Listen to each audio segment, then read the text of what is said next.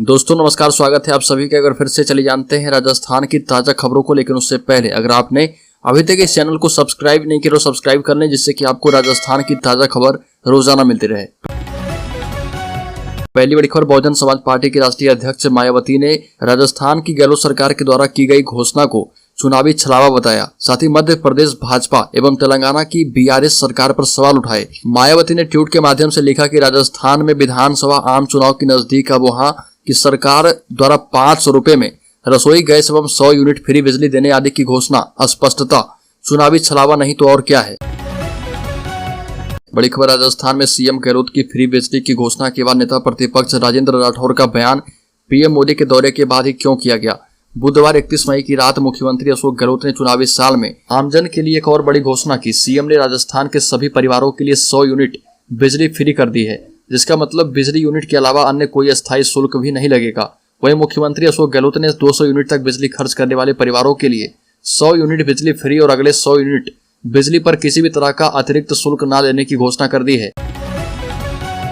बड़ी खबर, अब राजस्थान से उठी पहलवानों के समर्थन में मांग। जयपुर में एनएसयूआई ने कर दिया इतना बड़ा काम।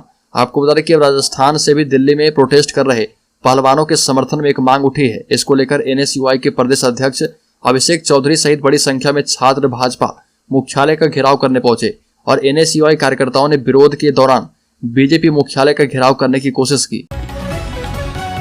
बड़ी खबर, तार फेसिंग योजना के तहत 5500 किसानों को प्रति किसान 48,000 रुपए तक अनुदान देने की घोषणा। संयुक्त संचालक कृषि कैलाश चौधरी ने बताया कि बीकानेर जिले ने इस बार बाड़बंदी योजना में 22 लाख मीटर का लक्ष्य हासिल कर लिया है, जिससे जिले के 5500 किसान बाड़बंदी योजना का लाभ उठा सकेंगे। पिछले वित्तीय वर्ष में कृषि आयुक्तालय जयपुर स्तर से 170 किलोमीटर का लक्ष्य प्राप्त किया गया था और उक्त लक्ष्यों के प्रति पूरी प्रतिबद्धता से कार्य करते हुए तार जाल योजना से 400 किसानों को लाभान्वित करते हुए जिला तार जाल योजना में प्रथम स्थान पर रहा। बड़ी खबर, राजस्थान कांग्रेस के दो दिग्गज नेता अशोक गहलोत और सचिन पायलट के बीच युद्ध विराम की कोशिशें एक बार फिर से फेल है।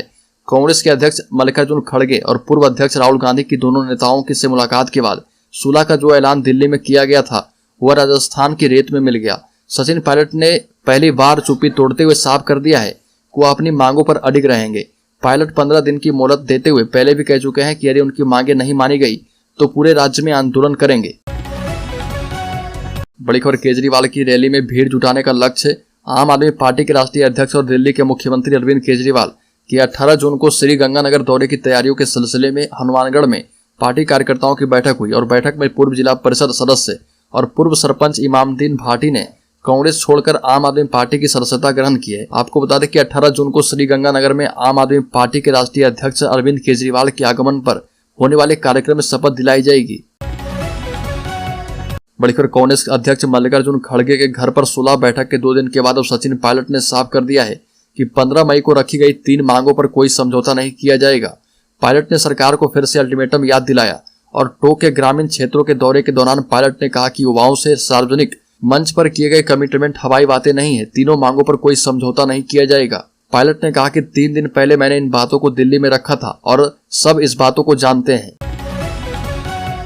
बड़ी खबर, जयपुर में पिछले दिनों योजना भवन की अलमारी में मिले करोड़ों कैश और गोल्ड के बाद सरकार बड़ा कदम उठाने जा रही है। अब एक ही डिपार्टमेंट में 3 साल से ज्यादा समय से अलग अलग पदों पर काम कर रहे कर्मचारियों का ट्रांसफर किया जाएगा। इस संबंध में पॉलिसी भी बना दी गई है। ऐसे में प्रदेश के 3.5 से 4 लाख कर्मचारियों का विभाग जल्द ही बदलने वाला है। इस फैसले के तहत राजस्थान में शासन सचिवालय समेत दूसरे विभागों, निकायों और अधीनस्थ कर्मचारी और अधिकारियों के ट्रांसफर किए जाएंगे। बड़ी खबर, सचिन पायलट ने 15 दिन का समय अपनी मांगों को लेकर अपने ही कांग्रेस सरकार को दिया था, जो कि पूरा हो गया है।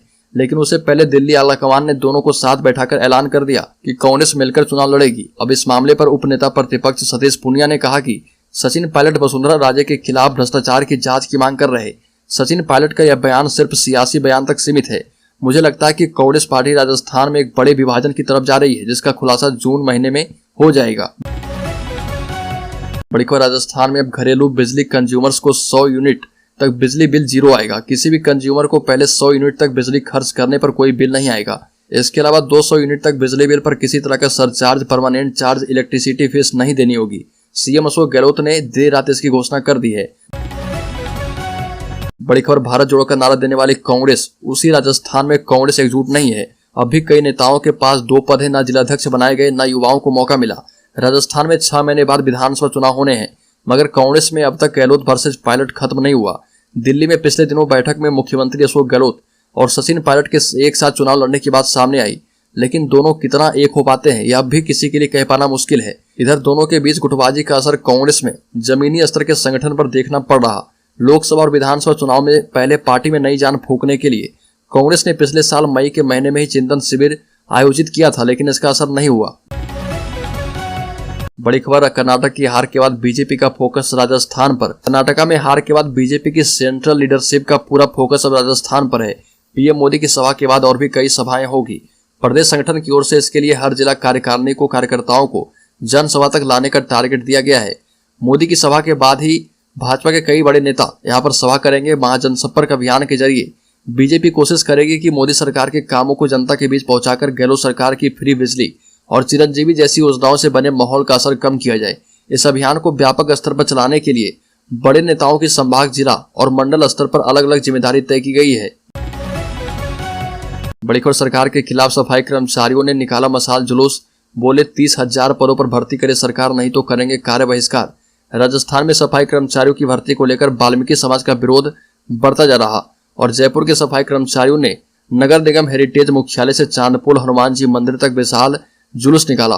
कर्मचारियों ने चेतावनी दी है कि अगर सरकार ने जल्द से जल्द 30,000 पदों पर सफाई कर्मचारियों की भर्ती नहीं निकाली तो जयपुर के सफाई कर्मचारी कार्य बहिष्कार करेंगे। संयुक्त वाल्मीकि सफाई श्रमिक संघ के अध्यक्ष नंद किशोर डंडोरिया ने कहा कि फिलहाल हम गांधीवादी तरीके से अपनी मांग पहुंचा रहे, लेकिन अगर सरकार ने वक्त रहते हमारी मांगों को पूरा नहीं किया तो हम आर पार की लड़ाई लड़ेंगे। बड़ी खबर, विधानसभा चुनाव से पहले बीजेपी प्रदेश में सबसे अहम वोट बैंक किसान को साधने की कोशिश में लग गई है। इसका जिम्मा बीजेपी किसान मोर्चे को सौंपा गया है। अगले महीने से किसान मोर्चा के अधिकारी गांव-गांव और ढानी में किसानों के घर घर जाकर गहलोत सरकार के खिलाफ माहौल तैयार करेंगे। एक और जहां किसान मोर्चा के पदाधिकारी इस दौरान गांव में प्रवास करेंगे, तो आने वाले समय में किसानों की आवाज बनने के लिए किसान मोर्चा 1000 कार्यकर्ताओं की टीम तैयार करने की भी तैयारी कर रही है। बीजेपी ने किसानों को साधने के लिए पहले ही कर्ज माफी को मुद्दा बनाया हुआ है। वहीं अब किसानों के बीच पहुंचकर सरकार की वादा खिलाफी और केंद्र की योजनाओं के प्रचार प्रसार को लेकर खास रणनीति बनाई गई है।